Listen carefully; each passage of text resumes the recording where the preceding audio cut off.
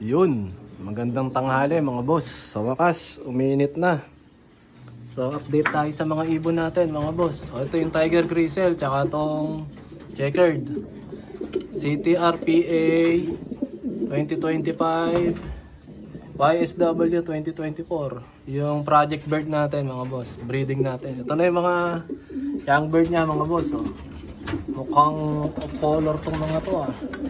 Tignan nyo mga boss. Yan, mukhang lalabas siguro to ng posible. Baka Grizzle ulit to. So abangan natin kung anong kulay ang lalabas nito mga boss.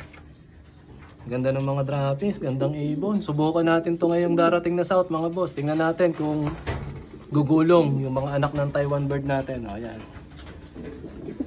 Lalaro natin yan sa darating na SDR. Possible November o December this year mga boss. Try natin. Yun lang.